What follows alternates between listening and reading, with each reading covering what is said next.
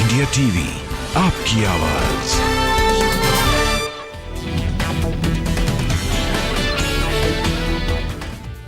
दीपिका पादुकोण की बढ़ सकती है मुश्किलें, जल्द समन भेजेगी एनसीबी। करिश्मा से पूछताछ के बाद दीपिका का नंबर। दीपिका की मैनेजर करिश्मा की आज एनसीबी के सामने पेशी। एनसीबी ने करिश्मा को पूछताछ के लिए बुलाया। एनसीबी के दफ्तर में जया साहा से पूछताछ जारी। जया की हो सकती है गिरफ्तारी। सूत्रों के मुताबिक एनसीबी के कई सवालों का ठीक जवाब नहीं दे पाई जया साहा। एनसीबी की पूछताछ में कई हस्तियों को प्रोवाइड करवा रही थी ड्रग्स। जया को ड्रग्स देने वाले ड्रग पेडलर की तलाश में एनसीबी की टीम। थोड़ी देर में एनसीबी दफ्तर पहुंचेंगी श्रुति मोदी। सुशांत की पूर्व मैनेजर श्रुति मोदी से फिर होगी पूछताछ। ड्रग्स केस में मधु मोंटेना का नाम सामने आया। एनसीबी ने कल मधु मोंटेना को पूछताछ के लिए बुलाया। मधु मोंटेना बॉलीवुड के फिल्म मेकर हैं। ड्रग्स केस में अभिनेत्री श्रद्धा कपूर से भी होगी पूछताछ। जया के व्हाट्सएप चैट में आया था नाम सामने। अभिनेत्री सारा अली खान को भी पूछताछ के लिए बुलाया जाएगा। रकुल प्रीत सिंह को भी समन भेजेगी NCB. Quant talent management agency के डायरेक्टर ध्रुव की भी आज पेशी। एनसीबी ने भेजा समन। बॉलीवुड ड्रग्स स्कैंडल में अब तक का सबसे बड़ा खुलासा। ड्रग्स चैट में अभिनेत्री दीपिका पादुकोण का नाम आया सामने। सूत्रों के मुताबिक डी और के नाम के बीच व्हाट्सएप चैट का पता चला। डी का मतलब दीपिका और के का मतलब करिश्मा। क्वांट टैलेंट मैनेजमेंट एजेंसी की मैनेजर हैं करिश्मा। चैट में कोडवर्ड के जरिए ड्रग्स मांगा गया था। दीपिका ने करिश्मा से माल के बारे में पूछा था। अक्टूबर 2017 का है व्हाट्सएप ग्रुप चैट। सूत्रों के मुताबिक दीपिका पादुकोण को समन भेजने की तैयारी में एनसीबी ड्रग्स चैट मामले में कर सकती है पूछताछ। चैट में डी और के अलावा एन जे एस का नाम भी आया सामने। एन का मतलब नम्रता शिरोडकर पता चला। एनसीबी भेजेगी समन। दीपिका के ड्रग्स चैट पर मनोज तिवारी का बयान। दीपिका को रोल मॉडल मानते थे लोग। टुकड़े टुकड़े गैंग के साथ खड़ी थी दीपिका।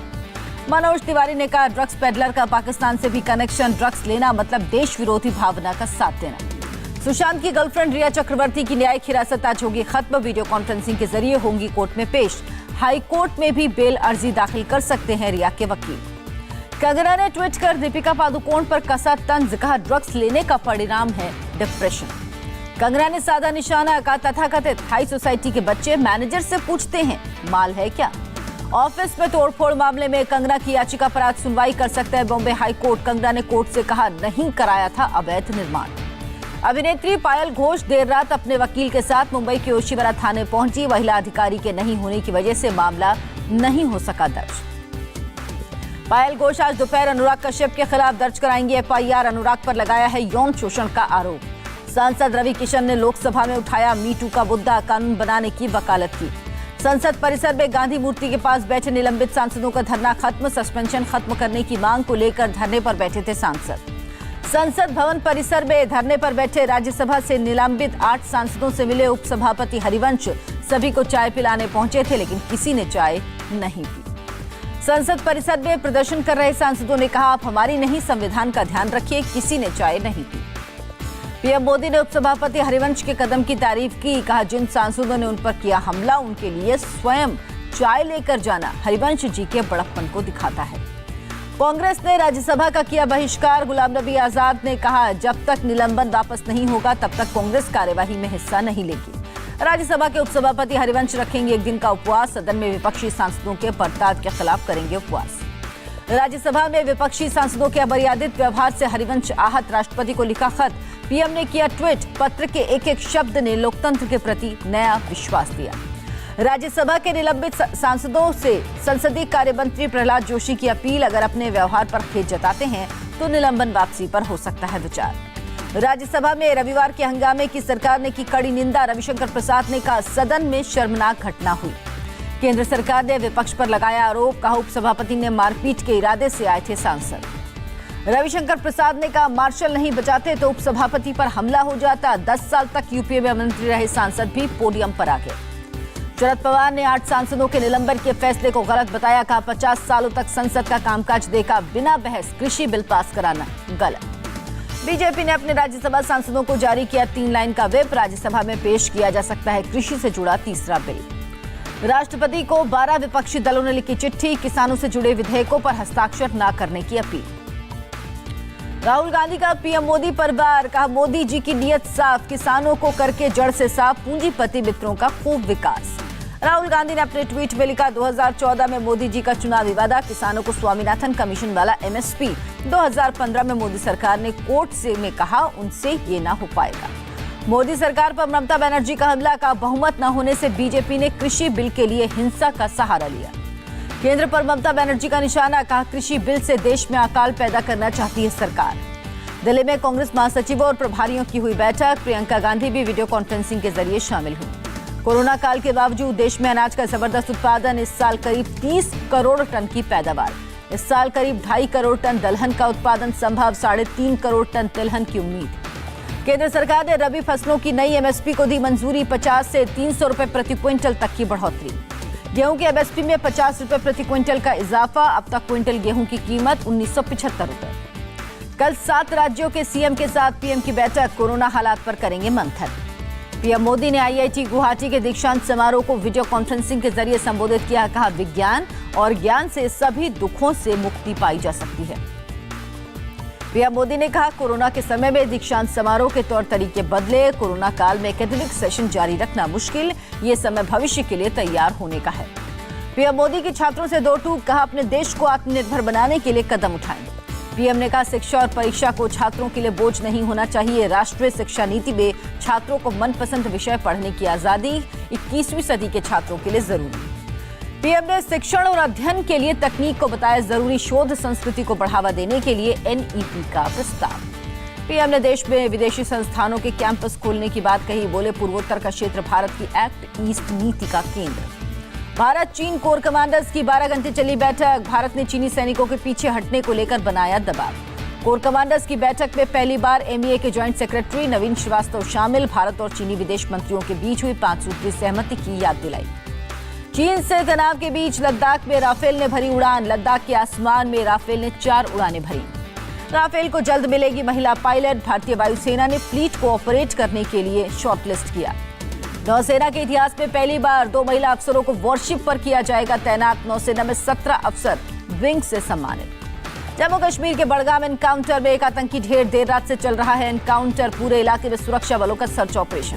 जम्मू कश्मीर के शाहपुर करनी सेक्टर में पाकिस्तान ने दागे मोर्टार, भारतीय सेना ने दिया करारा जवाब। जम्मू कश्मीर के सुंदरबनी सेक्टर में पाकिस्तान ने सीजफायर का उल्लंघन किया, भारतीय सेना ने मुंहतोड़ जवाब दिया।